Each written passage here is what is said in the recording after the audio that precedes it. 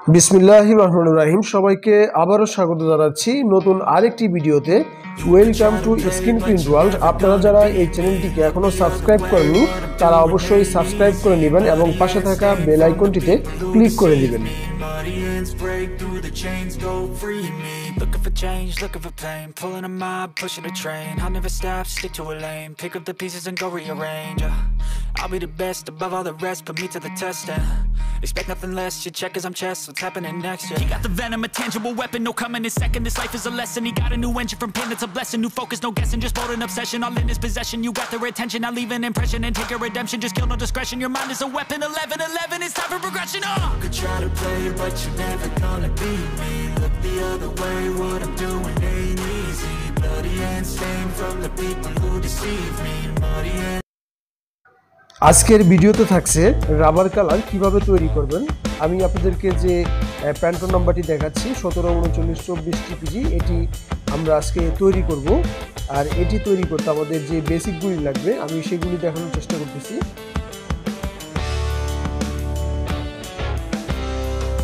এটি হচ্ছে violet HVB।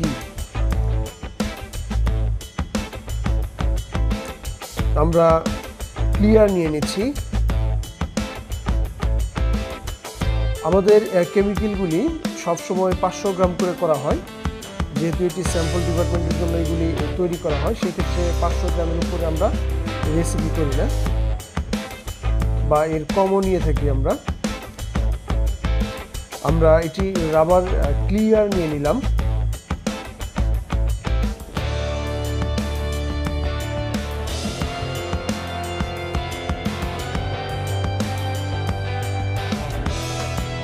এখন নিয়ে নিব আমরা সামান্য পরিমাণে হোয়াইট রাবার।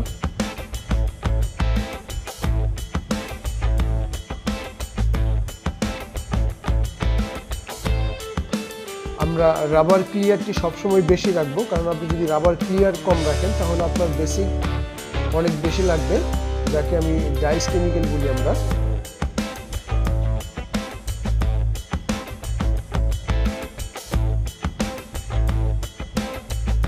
আমরা হোয়াইট নিয়ে নিছি 200 গ্রাম।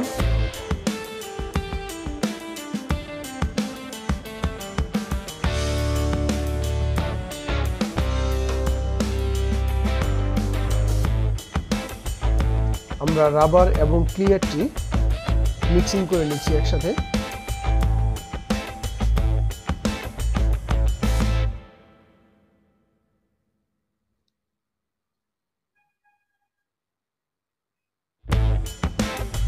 আমরা এখন ডাইস ইউজ করব।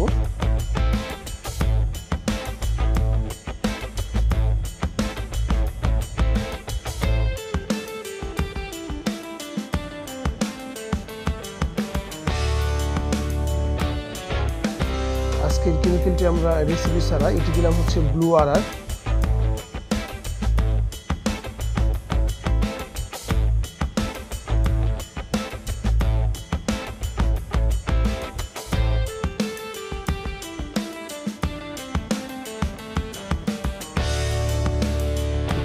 টেস্ট করে দেখবো আঙুলে নিয়ে যে প্যান্টনটির সাথে কতটা দূরে আছে আমাদের কালারটি।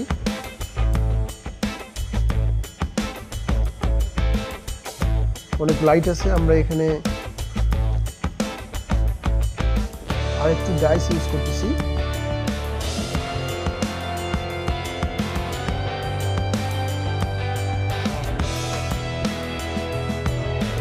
অনেক ছোটোখাটো যারা কারখানা করেছেন, যারা টি শার্ট জার্সিতে প্রিন্ট করেন, তারা কিন্তু আসলে কালার তৈরি করার সিস্টেম বা কৌশল তারা জানেন না।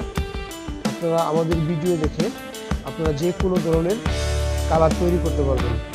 এটি হচ্ছে আমরা ভায়োলেট দিচ্ছি।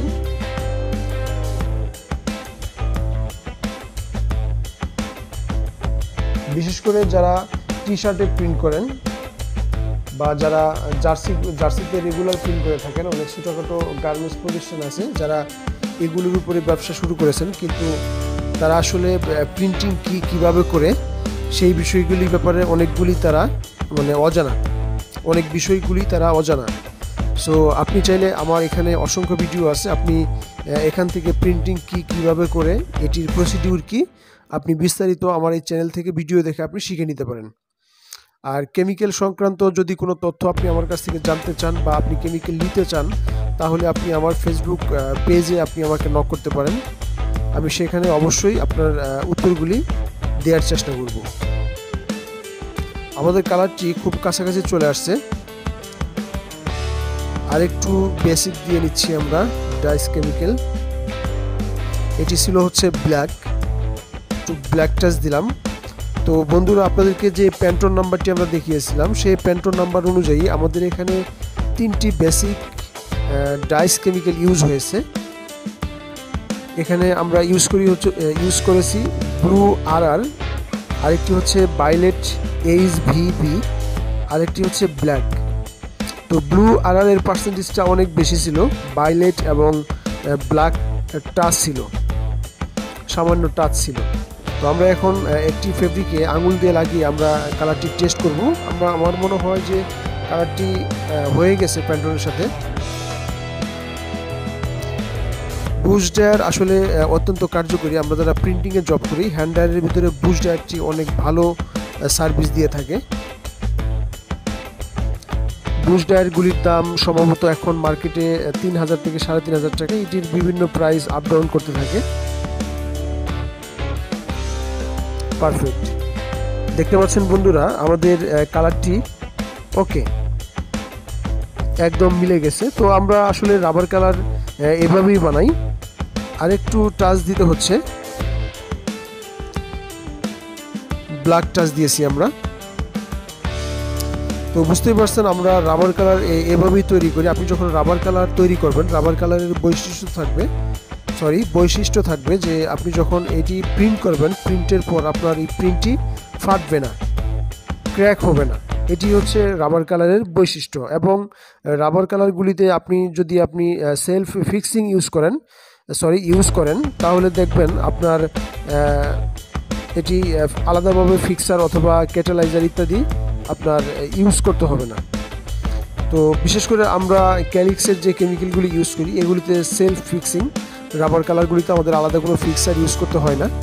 এবং যদি আপনি এর বাইরে অন্য কোনো প্রোডাক্ট আপনি ইউজ করেন তাহলে আপনাকে অবশ্যই 104 অথবা ক্যাটালাইজার, যেটা অকজাল বলা হয়, সেটি আপনাদের ইউজ করতে হবে।